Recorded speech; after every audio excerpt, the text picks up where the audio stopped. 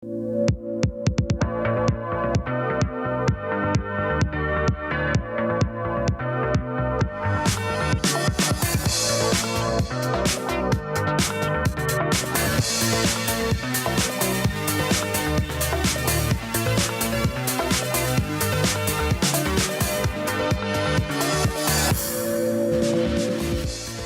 8 de marzo se celebra en todo el mundo el Día de la Mujer. Nosotros nos hemos adelantado solo 2 días para celebrarlo aquí con mujeres de todas las edades, de distintos gremios, de distintos puntos de Galicia que han llenado nuestra mesa, que llenan ya nuestra mesa. Algunos son rostros conocidos, otros los estrenamos. Hoy están con nosotros Mariluz Canal. Mariluz, ¿qué tal? Muy buenas noches. Hola, buenas noches. También está con nosotros Margie Malca. Margie, ¿qué tal? Muy buenas noches. Hola, buenas noches. Diana Goca, ¿qué tal? Muy buenas noches. Hola, buenas noches. Adina Dumitru, muy buenas noches. Muy buenas noches. Ascensión Cambrón, ¿qué tal? Muy buenas noches. Buenas noches. Monse Fajardo, muy buenas noches. Hola, buenas noches. Me van a dejar que empiece citando una frase que acaba de decir fuera de micrófono, pero es que no puedo no repetirla. Ascensión Cambrón hace un momento que decía: estoy aquí porque las mujeres están simbólica y materialmente humilladas.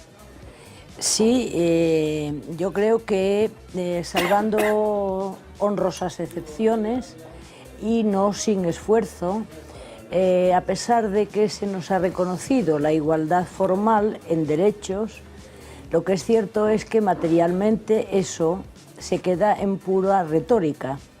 ¿Por qué? Pues porque faltan cambiar las actitudes, las mentalidades, y a partir de esto que se vaya generando una cierta convicción que, asumiendo que no hay cambios ni siquiera los revolucionarios, y esto es una ley histórica, que no se puede cambiar una formación social sin que perduren los restos de lo anterior.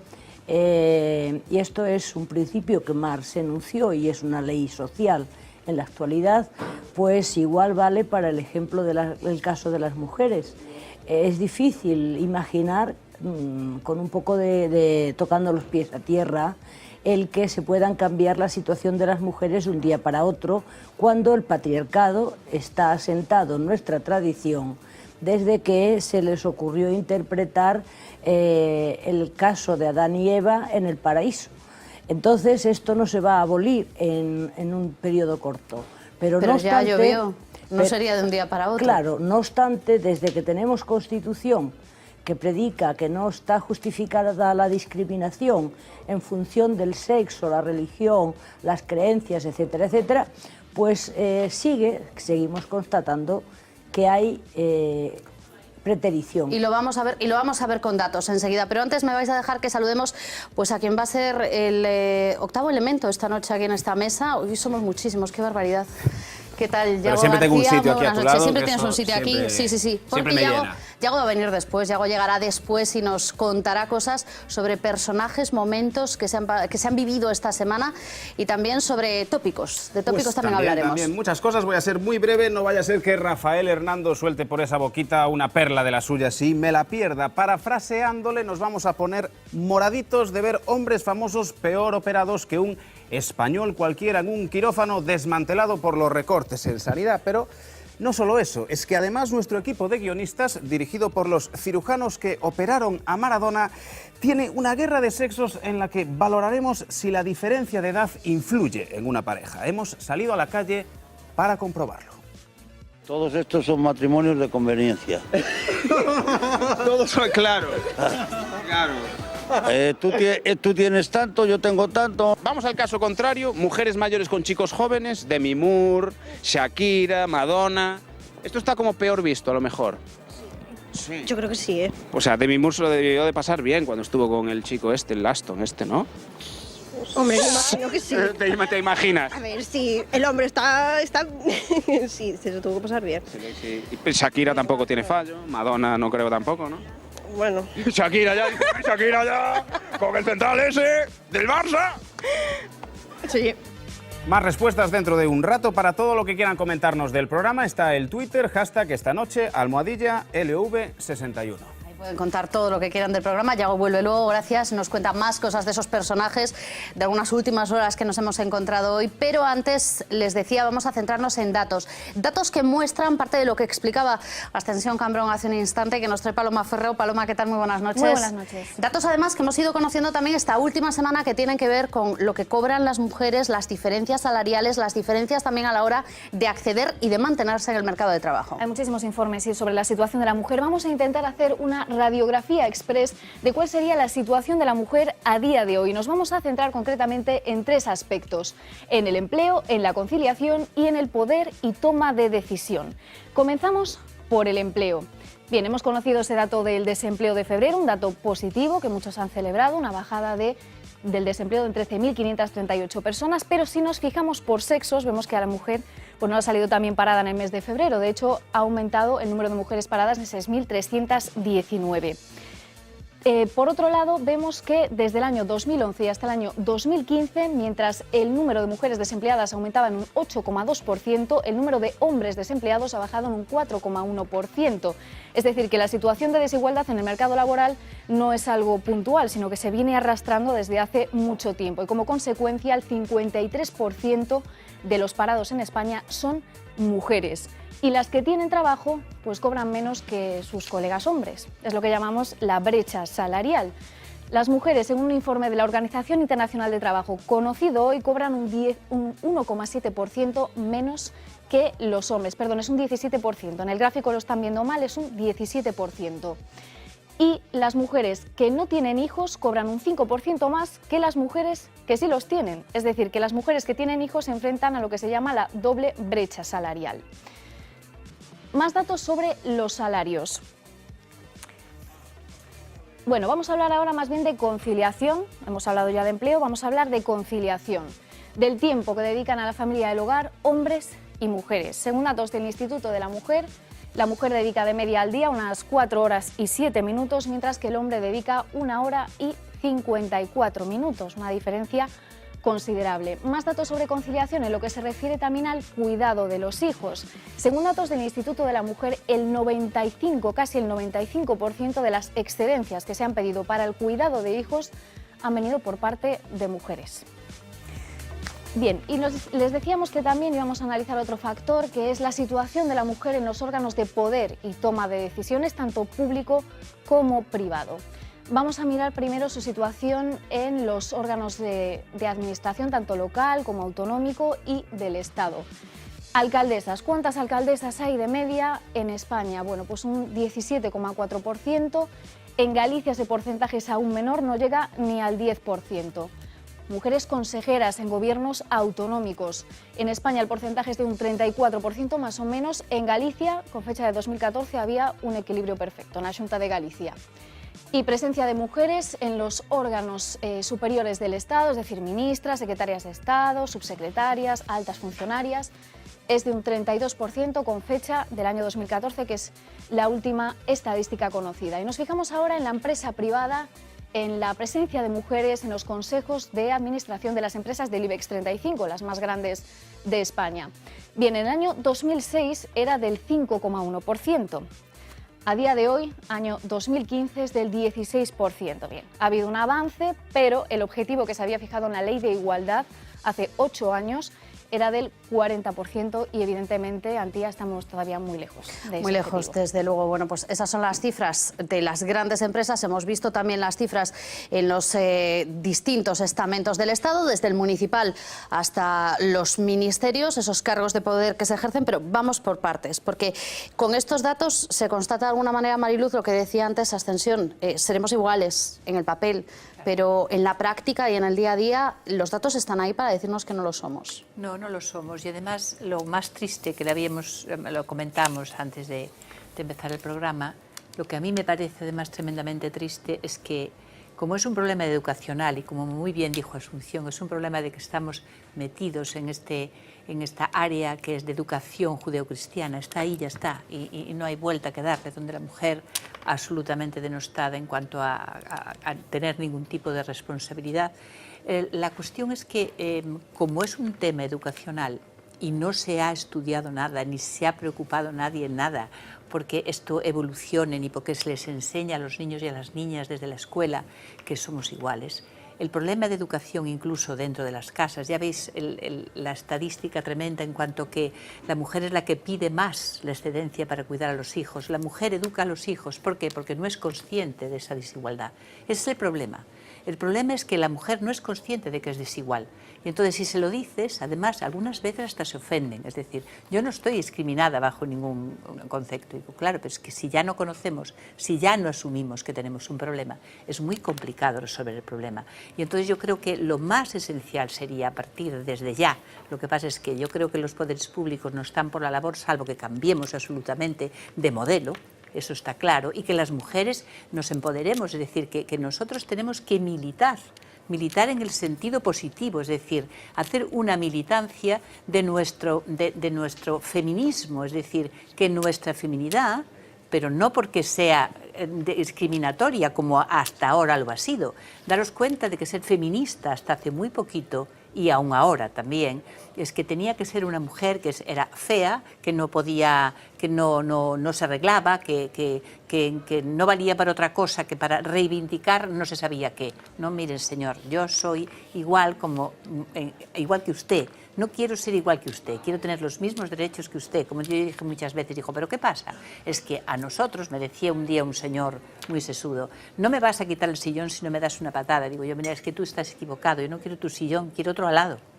Quiero el mío propio. Lo mío, el mío propio. A ver, María estaba diciendo que sí con la cabeza cuando estabas hablando de militar y hablabas de feminismo, que es una palabra que sigue estando denostada en muchos casos. De hecho, hay a quien se ha criticado por decir que es feminista, gente joven. Yo no sé si, se lo pregunto a Margie y también a Diana, que son las más jóvenes que tenemos hoy en la mesa, que andan en los 20 y tantos, si vosotras creéis que a estas alturas se puede y se debe seguir hablando de militar y de ser feminista. Sí, yo creo que no se puede dejar de hablar de militar en el feminismo, porque si lo dejamos de hacer, el trabajo que han hecho las que han venido antes se tira por el suelo. Entonces, necesitamos militar en eso, tanto en el trabajo como en la educación, o sea, en todos los ámbitos. Porque si no vamos a volver hacia atrás todavía más. Pero vosotras percibís, Diana, vosotras que sois mucho más jóvenes, no vamos a dar datos, pero bueno, las que estáis más abajo en la tabla, ¿vosotras percibís que quizás las que han venido antes tenían incluso más derechos o llegaron a tener más derechos de lo que podemos tener ahora? ¿Que se va hacia atrás en algunas cosas? No, a la vista está que los datos reflejan que hay un retroceso en los últimos años sobre los derechos que se han llegado a conquistar por nuestras antecesoras y que toca trabajar por ello de nuevo y con más fuerza todavía. Quiero decir, no hay ninguna justificación, al menos jurídica, o a mí nadie me la ha contado, de por qué nosotras hemos de cobrar menos que los hombres, teniendo la misma categoría profesional y digamos que a categoría profesional idéntica, mismos años de experiencia, no hay ninguna razón por la que nosotras debemos de cobrar menos. Fíjate que hay incluso economistas que dicen, a mí esto me ha llamado mucho la atención, pero en esa presentación del informe que decíamos de la OIT, de la Organización Mundial del Trabajo, con esa brecha salarial relacionada con la maternidad, hablaban también de ese dato, ese 17% menos que cobran las mujeres españolas. Bueno, pues dice un economista que si se atendiese al capital humano, a factores explicables, las españolas no solo deberían ganar igual que los hombres, sino algo más, un 2% aproximadamente. Una brecha salarial que tendría que ser, dice este economista, a favor de las mujeres dada su mayor capacidad humana. Ahí entraríamos en otro fregado, pero bueno. Adina, ¿tú cómo lo ves? Bueno, si fuera una meritocracia sería así, ¿no? Si están más capacitadas, si esto fuera una meritocracia deberían ganar más. Bueno, yo creo que aquí hay varios aspectos, ¿no? Te voy a dar otro dato. Venga. Además, estaba viendo el dato este de las mujeres pasando 4 horas y pico al día comparando con los hombres en labores de casa. Que pasan casi 2. Sí, en este momento estamos nosotros en el grupo de investigación en la universidad haciendo una investigación, bueno, a nivel internacional sobre temas de uso del tiempo. Y estamos comparando bases de uso del tiempo para ver cuáles son las personas que se sienten más ocupadas y más presionadas por el tiempo. Y luego también ver las diferencias objetivas en cómo la gente pasa el tiempo en diferentes países. Son 7 países europeos. En esos 7 países europeos, la categoría que se siente más agobiada por la falta de tiempo son las mujeres jóvenes con hijos. ¿no? Por razones obvias, las que pasan más tiempo en las labores de casa, las que pasan más tiempo en todo lo que tiene que ver con quitar el tiempo libre, ¿no? que pueden tener las mujeres, el tiempo para pasar en otras cosas, ¿no? Y esto sale en todos los países, ¿no? que hemos investigado. Estas encuestas están hechas a nivel europeo en muchos países, ¿no? Y en estos 7 que nosotros hemos verificado es igual en todas partes. ¿no? Bueno, esto es un aspecto, esto es un fenómeno que estamos viendo y estamos discutiendo año tras año, el 8 de marzo sobre todo, pero en otras ocasiones también, y a pesar de esto y a pesar de haber conseguido muchos más derechos, ¿no? a nivel objetivo y mucha más entrada en muchos más sitios, hay cosas que no cambian nunca, ¿no? Los datos hablan por sí mismos, hay actitudes y hay prácticas sobre todo que no cambian, porque las actitudes pueden ser que hayan cambiado. Si tú preguntas hoy explícitamente en algunas encuestas si la gente piensa que las mujeres y los hombres deben ser iguales, te va a decir que sí, mucha gente te va a decir que sí. Pero en la práctica hay tantas cosas que se pueden observar que no son iguales y que se reflejan en estos datos que no podemos, estar de brazos cruzados, porque es en esa práctica en la que tenemos que combatirla. Y estamos viendo en las encuestas sobre todo de los jóvenes hoy en día una vuelta a las actitudes de antes, de nuestras abuelas, ¿no? o incluso antes de nuestras abuelas, que son terribles, ¿no?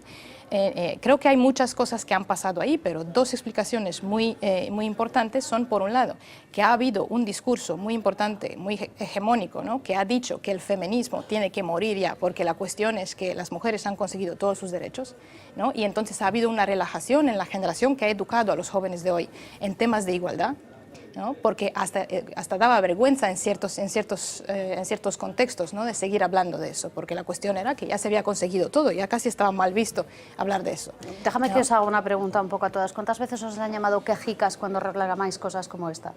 Claro, y sobre todo lo que está diciendo Adine, es decir que eres feminista, y yo sigo reivindicando mi cualidad y mi calidad de feminista, y cuando hablo de Asunción digo, pues es un referente feminista también, y que ahora ya se mira como menos mal, casi, porque ahora tendremos que volver a reivindicar, y me encanta que además que las 2 niñas que tenemos aquí jóvenes pues estén de acuerdo con nosotras, es decir, porque así eso es una ventaja y además una esperanza para las mujeres. Es decir, es que como la gente joven no sea consciente de esto y ellas lo son, es que de verdad es que me lleva una alegría tremenda. Pero fijaos, Monse, que antes veíamos a esos niños, antes en el sumario decían un grupo de niñas. Antes los hombres tenían más derechos que las mujeres, pero luego se descubrió, me ha hecho mucha gracia, luego volveremos a verla, pero luego se descubrió que digamos que éramos todos iguales. Una niña decía, ojo que en algunos países no, yo no sé si estos niños eran conscientes de que aquí tampoco.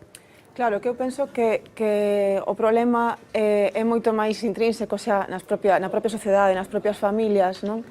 Xa non é un problema, penso, da crise económica, sino que é un problema intrínseco de como as propias mulleres, ás veces, vémonos as mulleres. É dicir, a mellor un home ten ao fillo con gripe e vai a traballar sen ningún tipo de remordemento. A nai, ao mellor, pois, o deixa coa aboa, pero que mala nai son. Eu non teño fillos, pero teño amigas que se un día salen a cear e deixan o neno co pai, que mala madre, que estou preocupada, que estou feliz de non estar 2 horas co meu fillo. Entón eu penso que temos que ter en conta de onde vimos, non? E nós tivemos este país, o falábamos antes tamén, tivo 40 anos de dictadura, de pensamento único, onde se educou as mulleres deste país, as nosas nais, a 2 xeracións polo menos, na idea esa da sección feminina e da Igrexa de que o papel da muller nesta patria era o fogar e o cuidado dos nenos.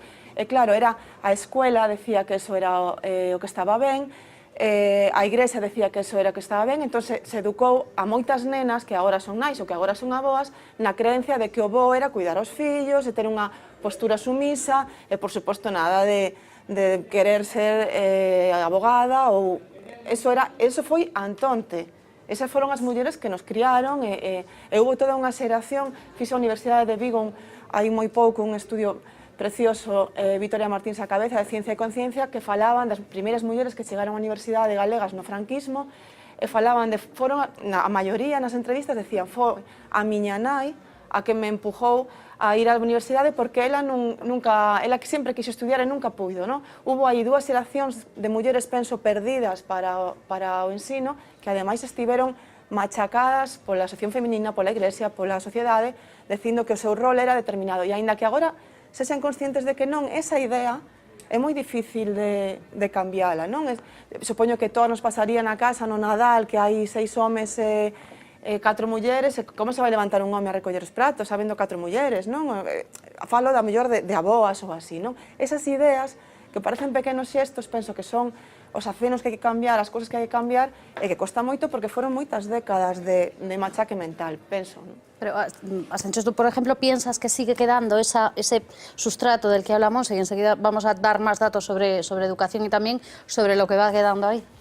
A mí me parece que generalizar como generalizar, yo no tengo datos para poderlo hacer. A mí me parece, yo percibo en chicos jóvenes, varones, que tienen otra actitud de la que tenían los chicos jóvenes cuando yo era joven. Algo se ha cambiado. Sin embargo, en el sentido de la colaboración, están dispuestos pues, a poner la mesa, a levantarse, a cambiar los platos. Hay una percepción distinta en la gente joven, pero lo que es cierto es que eso no basta.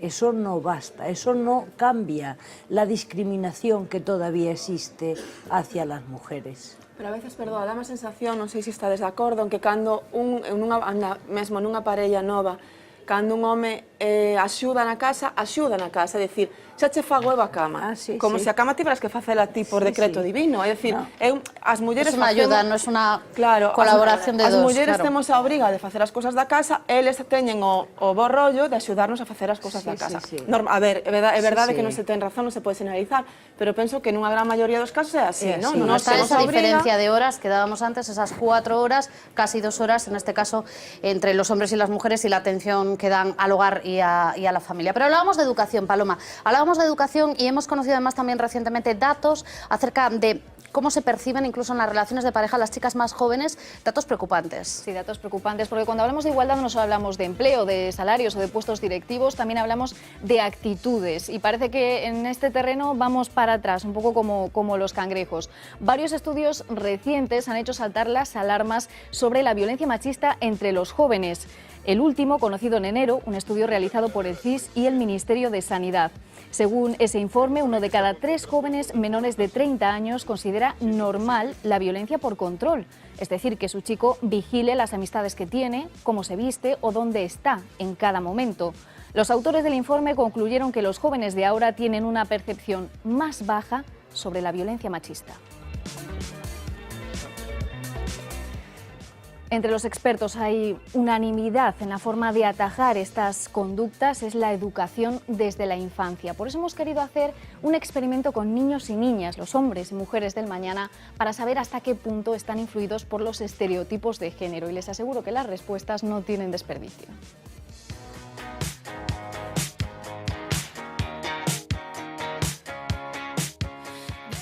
Chegou a hora de darlle a volta á historia. Dende pequenos crecemos rodeados de estereotipos, aínda que diferentes nalgunhas cousas. A los chicos les gusta el fútbol y a las niñas les ponen vestidos y los niños no. Y faldas.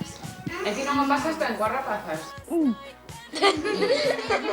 Un pouco. Tampouco somos tan distintos. Bueno, los deportes sí, pero el fútbol no. Estou cos meus primos, cos meu irmán. Todo o tempo rodeada. Veñen polo menos 3 nenas a balonmano. E hai unha que é moi boa porque tira uns furos que méteme sempre. Nunca llas paro. Un pequeno experimento, deixámoslles escoller un libro. O resultado... Sí, son de Mortadelo e Filemón. Ambos elixen o mesmo. Unha boneca ou un camión. A mí es que no me gustan las muñecas. O coche, para lanzarlo. La veo un pouco. Non quero xogar, adiós. Eu xa non a coxo. Os coches. Os dos por igual. Sí. Más que los coches. Aunque le gusten las muñecas, tiene derecho a hacer todo lo que le gusta a los chicos. ¡Diablo! Está al revés. A ver. Pablo non sabe vestir as muñecas.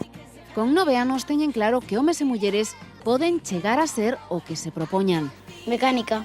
Entrenadora de tenis. Se queres ser unha muller, non podemos decir que non. Ou calquera outra cousa. Eu descubrín como se fixo o Día Internacional da Muller. Celébrase o 8 de marzo. Machismo é unha persoa que... Machismo é ben de macho. Ainda máis traballan as mulleres. O pai, como sempre traballa polas tardes e polas mañáns, cando volve, séntase no sofá porque está moi cansado. Entón, a miña nai ten que facer todo. Antes había máis dereitos para os homes, porque os homes teñen máis corrupción no traballo que as mulleres, pero agora descubrirse os mesmos dereitos. Perfectamente. Pero sí, antes no, e en algúns países no. Non hai como falar con nenos para ter auténticas conversas de adultos. No cabe duda, parece que lo de las niñas, las muñecas, los hombres, los camiones, No, aquí eso ha quedado ya no muy sabemos anticuado. que no nos gusta demasiado la muñeca, que también puede ser, la vamos a adoptar también como mascota aquí en el programa, pero bueno, sí es cierto que en los niños percibimos algunas actitudes que nos pueden llamar la atención o cosas que ellos ven como absolutamente normales, que habría que preguntarse en qué momento empiezan a torcerse. Pero cuando estábamos dando los datos, estaba contando Margi Paloma los datos de ese informe que nos dice que hay una percepción, digamos, más blanda o más suave acerca de determinados tipos de violencia, tú también asentías con la cabeza. Yo no sé si las más jóvenes percibís esto también. A mí me llama mucho la atención el hecho de que los más jóvenes puedan entender que 1 de cada 3 jóvenes consideren que es normal cierto control por parte de tu pareja. Sí que es verdad que yo, por lo menos en mi entorno, lo puedo observar. Mujeres que ven normal que les miren cómo van vestidas, con quién hablan, con quién dejan de hablar, y hombres que lo ven normal y además obligatorio para tener una relación con esa persona. Vamos, que es parte fundamental de la relación de pareja, ese control. Tristemente yo lo puedo ver a menudo. Diana, ¿tú también lo ves? Yo en mi entorno quizás no, pero sí que es verdad que hay, sobre todo con las nuevas tecnologías, hay un énfasis en el control de la conectividad. Pues a tal hora estabas conectada. Este tipo de situaciones sí que se repiten con más frecuencia. ¿Y por qué creéis que no hay una mayor respuesta? Quiero decir, vamos a dar por sentado, no generalizando, que puede haber casos en los que por parte de tu pareja, del varón, exista ese control. ¿Por qué no hay una respuesta más negativa o más drástica por parte de la chica que está siendo controlada? Yo creo que es un rol que las niñas asumen desde pequeñas ya. Que el hombre es el que tiene que mandar y que nosotras tenemos que aguantarnos. ¿En un rol más pasivo dentro de la relación? Sí, el rol pasivo, tal cual. Y que eso es algo que es por culpa de la educación, sin duda. Que eso se aprende así. Mariluz. Claro, pero es que eso es lo que comentábamos antes, eso es la involución de la que hablábamos. Yo creo que además eso tampoco es gratuito, yo creo que es hecho adrede, es decir, si estamos involucionando en cuanto a la evolución de la sociedad, en el sentido de que si todo se está convirtiendo en algo mucho más conservador, también el papel de la mujer. Daros cuenta que se nos llegó a penalizar a las mujeres el hecho de que, por ejemplo, cuando empezó el problema de las drogas, la culpa era de la madre porque no se quedaba. En el momento, en casa, cuidar a los niños y a cuidar como tenía que ser. Eso es desde el momento, que eso fue en el siglo pasado, el siglo XX, donde la mujer se incorpora por primera vez al mundo del trabajo. Es decir, y cuando la mujer se incorpora al mundo del trabajo, parece que la mujer evoluciona en ese sentido, o a lo mejor en el sentido de que puede ocupar un estatus determinado, pero no en cambio no evoluciona en el mismo sentido en cuanto a la formación. Es decir, lo que decíamos, la formación y lo que aprendes en tu casa, esos papeles, no quiero decir roles, no me gusta nada, aprendidos ya dentro de la propia familia, eso va por un lado y después la formación por otro. Fíjate, había una estadística cuando empezó el Instituto de la Mujer en que se daba como el maltrato se daba más, fíjate tú, en mujeres del mundo de la enseñanza. A mí me pareció eso como terrorífico. Decir, pero ¿cómo puede ser? ¿Qué pasa? Que la mujer accedió, lo que le comentábamos antes, al mundo del estudio, es decir, las madres empujaron a sus hijas a que realmente lo que ellas no podían haber hecho. Pero ellas después, normalmente salen del medio rural, pero ellas después se buscan su pareja o encuentran su pareja dentro de ese mismo mundo rural. ¿Qué pasa? El hombre ahí no había evolucionado en ese sentido en cuanto a que no había accedido al mundo del estudio. El hombre trabaja, el hombre hace negocios, cuando no sé qué. El hombre, aunque sea más ignorante, da igual. La mujer, su salida era estudiar, por ejemplo, magisterio y se casa con el señor. ¿Qué ocurre? que en el momento en que se produce ese núcleo familiar, el hombre no consiente que la señora le pase por encima bajo ningún concepto y ella acepta ese papel sumiso y de ahí viene el maltrato. Y hay casos pero terroríficos. Esa mujer también vuelve a repetir ese papel dentro de su propia familia. Y eso, lo que decíamos, pues ha ido pues, evolucionando, involucionando más bien, en cuanto al desarrollo de la familia y en el mundo, en esa sociedad en que estamos. ¿Qué pasa? Que eso, lo que ocurre, eso va ayudado además con que también los poderes públicos no han hecho nada más. Fijaros que la ley de la igualdad es de ayer por la tarde, por decirlo de alguna manera, y fijaros la ley integral de la violencia, o sea, que no la hicimos también hace muy poquísimo tiempo, tiene pues escasamente 11 años. ¿Qué ocurre? Que entonces ese papel de los medios de comunicación, la publicidad, fijaros, de los niños, ahora que veíamos ahí que los niños, los camiones, las niñas, las Barbies, pues que hasta hace muy poquito, fijaros todo lo de Disney, pues las princesitas, las no sé qué, o sea, hubo una época en que hasta casi estaba mal visto que a una niña le gustara ser princesa. Y ahora lo raro es que no le guste. Claro, es que esto es lo que os querría preguntar antes. Claro. Adina también hablaba de que se han dado pasos atrás y la pregunta es ¿en qué momento esa generación de madres que empujó a sus hijas a estudiar, de repente se dio ese paso atrás que hace que nos estemos encontrando otra vez repetidos esos mismos estereotipos? Sí, sí, a mí me parece que estamos ahora en los planteamientos un poco reincidiendo sobre la dimensión subjetiva del asunto del feminismo. Y estamos para contestarte e interpretar por qué nos pareció en los años 80 que el reconocimiento de la igualdad, esto era un paso adelante, sí. Igual que era un paso adelante el reconocimiento del derecho a la huelga, los derechos positivos que la Constitución nos atribuía. Y es que en esa coyuntura el reconocimiento de derechos y hasta cierto punto la garantía de esos derechos era casi funcional a los objetivos del capitalismo. Pero conforme el capitalismo ha ido cambiándose, desde los años 80 para aquí, las condiciones de trabajo se han ido modificando.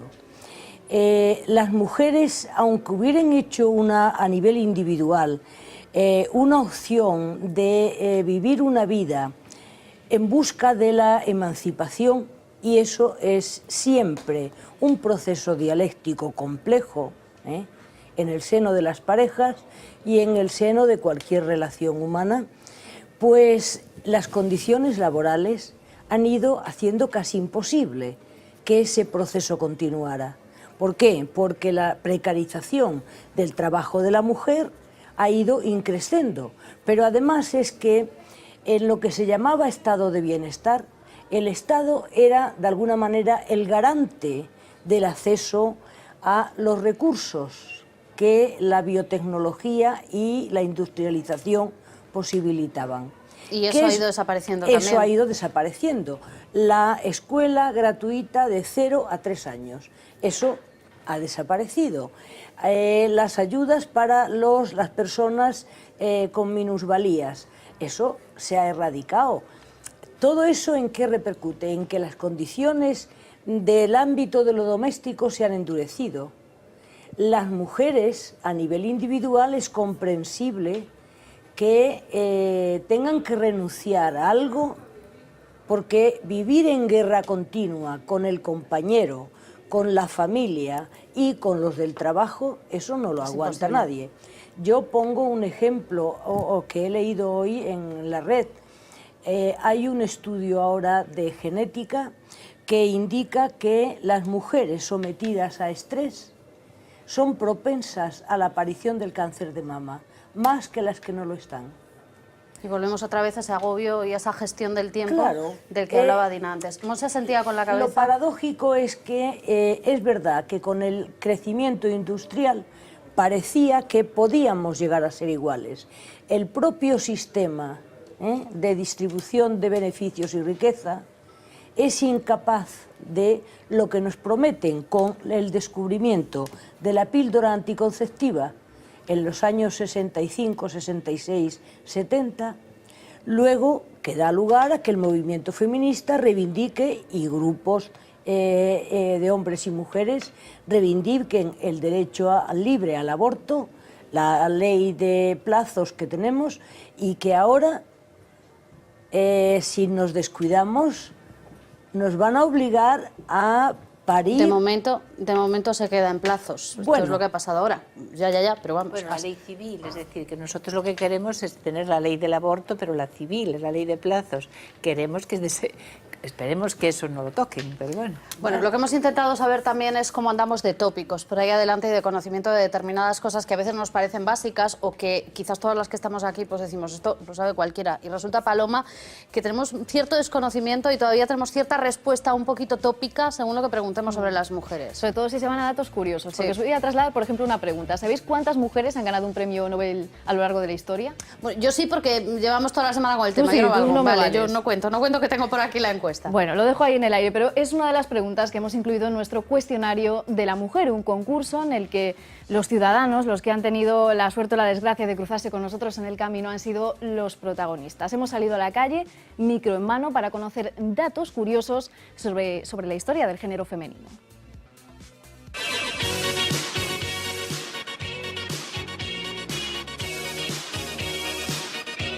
¿Cuál de los siguientes inventos no ha sido creado por una mujer? Opción A, el Tipex. Opción B, el limpiaparabrisas. Opción C, el traje ignífugo. Opción D, el chupete. Ninguna de las cuatro. Ninguna de las cuatro.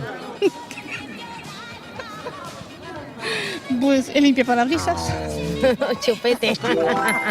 El chupete fue creado por un hombre, un farmacéutico de Manhattan, que en el año 1901 solicitó una patente para un consolador de bebés. Así lo bautizó. ¿Cuántas mujeres han conseguido un premio Nobel? A, ninguna. B, 4. C, 16 o D, 45. No, 16. ¿No? 16. 4. Ninguna. 45. 45 mujeres han ganado el premio Nobel a lo largo de la historia. Marie Curie lo hizo 2 veces, pero solo una ha logrado ganar el premio Nobel de Economía. ¿Cuál es el porcentaje de mujeres en los consejos de administración del IBEX 35? Ese chungo. A, 16. B, 40%. C, 10% o D, 1%. 10%, sí. ¿Un 1%? No. ¿El 40%? No. Es que yo voto mucho por la mujer, pensé que había más. El porcentaje es del 16%, ligeramente por debajo de la media europea y muy lejos del objetivo del 40% que para este año estableció la Ley de Igualdad. ¿En cuántos países está prohibido el aborto totalmente a día de hoy en el mundo? ¿En cuántos? Opción A, en ninguno. Opción B, en 50 países. Opción C, en 2. Opción D, en 6. Prefiero que esté en todos los países, prohibido, pero no sé, te dirían 50. No. Yo creo que están 6. Todavía existen 6 países en el mundo en los que el aborto no se contempla bajo ninguna circunstancia, ni siquiera el riesgo de salud para la mujer o una violación. Son Chile, el Vaticano, El Salvador, Malta, Nicaragua y República Dominicana. ¿En qué año las mujeres pudieron votar por primera vez en España? Opción A, 1850. Opción B, 1933. Opción C, 1955. Opción D, 1976. 50 o 55, porque antes en la dictadura no había ni votaba yo ni votaban las mujeres. El 55. 50. 55. Las mujeres pudieron votar por primera vez en España en unas elecciones generales, en las de 1933. Después, durante la dictadura de Franco, se anularon los comicios libres. El voto libre, tanto masculino como femenino, se recuperó en 1976, ya durante la transición española. Bueno, parece que ni las mujeres ni los hombres estamos muy puestos en esta última, historia desde luego, femenina. muy mal. Esta última de la parte de cuándo se votaba y cuándo se dejaba de votar. Gracias, Paloma. Fijaos que una de las cuestiones que preguntábamos tenía que ver, por ejemplo, con los premios Nobel. 45 premios Nobel se han entregado a mujeres, solo uno en economía. Y esto me lleva a preguntaros por una última cuestión que tiene que ver con la educación, que es ese informe PISA que ayer conocíamos, que se ha centrado por primera vez en esa brecha también. Tenemos otra brecha de género en educación. Las chicas rinden más, estudian más, trabajan más, pero asignaturas como las matemáticas, por ejemplo, se atragantan. Y los expertos dicen que es por falta de confianza y no por un problema de conocimiento. Bueno, está claro que el problema de conocimiento se sabe hace tiempo que no lo hay. La persona que se ha considerado, que aunque sea difícil, la persona más lista de este mundo, la persona con el coeficiente de inteligencia más alto, es una matemática mujer, ¿no? Entonces, bueno, esos rankings son relativos, pero es igual. Está claro que las mujeres no tienen un problema con esto, pero los estereotipos pueden más que la capacidad, ¿no? Y esto lo vemos en muchos ámbitos de la vida realmente. Estos estereotipos hacen que en prácticas muy sutiles las mujeres se autocensuren de diferentes formas, ¿no? Lo puedes ver sobre todo desde cierta edad, ¿no? Con los niños cuando son pequeños eso no es visible y eso es muy interesante también, no es visible en mucho menos medida. Y a partir de cierta edad las mujeres empiezan a hablar menos, empiezan a censurarse más, empiezan a hablar menos sobre todo en entornos competitivos, ¿no? Y donde realmente hay más hombres que cogen la palabra, ¿no? Entonces todo eso muestra que llega un momento en que la mujer internaliza este tipo de estereotipos también y empieza a internalizar una serie de normas, ¿no? que regulan el comportamiento, ¿no? Que regulan lo que es apropiado y lo que no es apropiado en diferentes situaciones y hace que las mujeres se comporten de una forma muy diferente. Nos autocensuramos, no sé. Como habías preguntado respecto a la universidad, yo te doy unos datos. En la Universidad Española, el total de números tanto por ciento de mujeres es el 54%, 54,3%. A nivel de titulados universitarios, el 57% son mujeres. A partir de ese dato, conforme se va ascendiendo, directores de departamento, decanos, decanas, rectores... ¿El porcentaje empieza a bajar? A bajar. Hasta el punto que en 50 universidades españolas hay una única rectora. Adelaida de la Calle, rectora de Málaga. No hay otra. Y si tú miras por centros y por departamentos, los que predominan son mujeres. Y yo me niego a echarle la culpa a las mujeres, porque yo me he presentado más de una vez a una elección de esas. El problema es que la universidad funciona de tal manera que los hombres se votan a los hombres, cuando además los de los grupos también predominan los hombres. Esto nos daría para hacer otro debate sobre el funcionamiento de la universidad. Breve a lo que decía Ascensión, fíjate que en las estadísticas de representación, en aquellos cargos que no son cargos selectos, había más mujeres, porque de acuerdo a diferentes, bueno, la ley y muchas cosas, y a veces, aunque hablemos siempre mal, y aunque hablemos siempre mal de las instituciones públicas, realmente hay cierta conciencia en las instituciones públicas hoy en día y cierta obligatoriedad, ¿no? de tener cuotas, como se dice, ¿no? Pero las alcaldesas eran un 5%.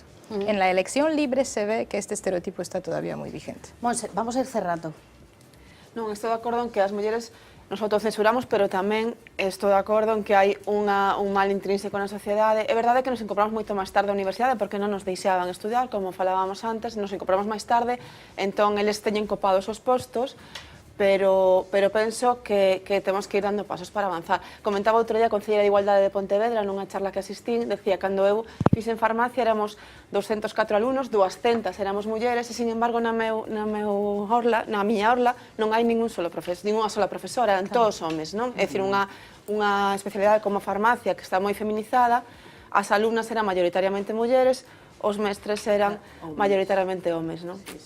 Penso que tamén se nos perdona, se nos dificultou moito nos anos anteriores a chegar a departamentos da universidade. Bueno, la última cuestión va a ir para las más jóvenes, para Margie y para Diana, y empiezo con Diana. Yo no sé si vosotras, con la edad que tenéis, en los veintitantos en los que andáis, tenéis la sensación de que hay un tope por encima de vuestras cabezas que no os van a dejar sobrepasar.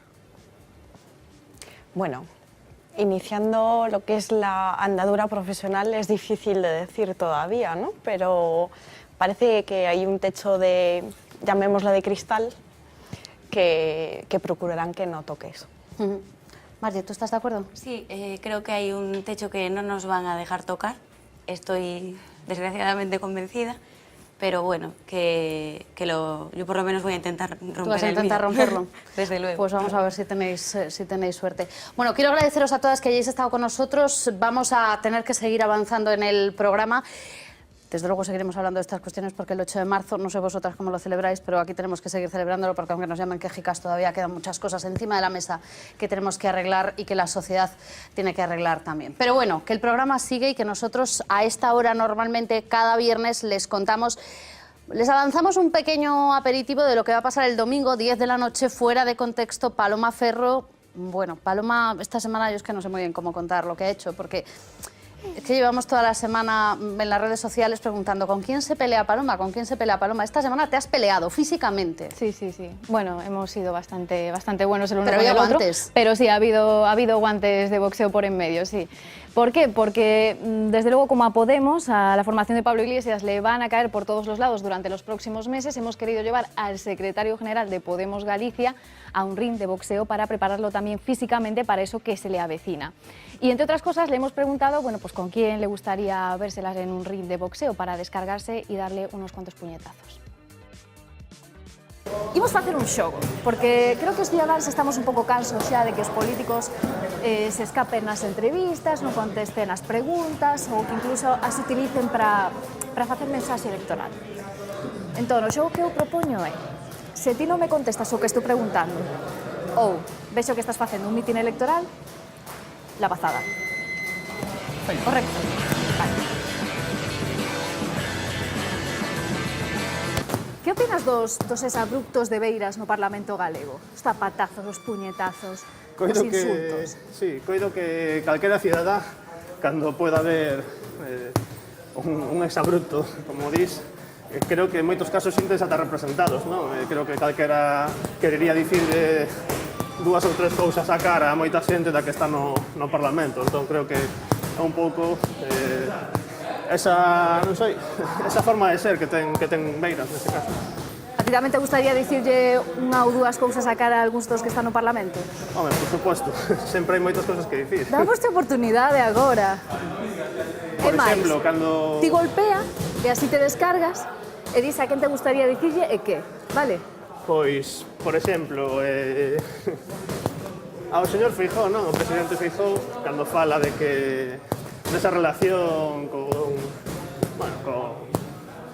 con familias da universidade, por exemplo, cando di que xa lle gustaría a él ter os estudos que teñen, neste caso, moitas das persoas que están en Podemos a nivel estatal, sobre todo, pois, bueno, gustaríame dicirlle, non? Que eu non puiden rematar aínda a miña carreira porque nun momento dado retiraron as bolsas das residencias públicas.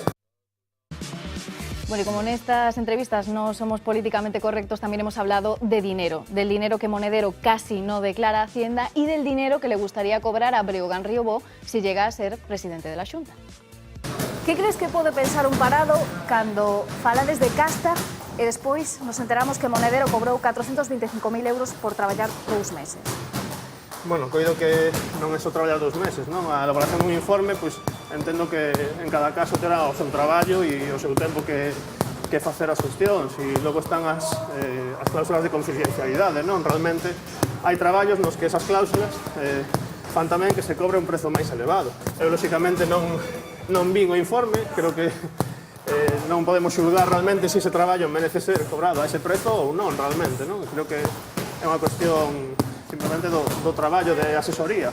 Habería que saber canto se cobran por os informes ou canto se pagan incluso con cartos públicos por certos informes que ao final non valen para nada incluso. Se foras presidente da Xunta, canto crees que deberías cobrar? Non o sei porque non me imagino de presidente da Xunta. Non me imagino de presidente da Xunta. Non te escapes.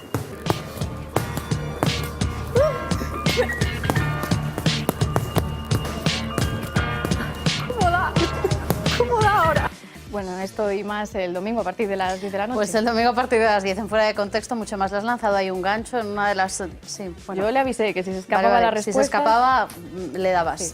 El domingo más, a partir de las 10 de la noche en Fuera de Contexto. Nosotros vamos a hacer ahora un pequeño alto, volvemos enseguida en la otra vía, en la segunda parte ya con muchas más cosas y protagonistas de la semana que traer aquí al plató.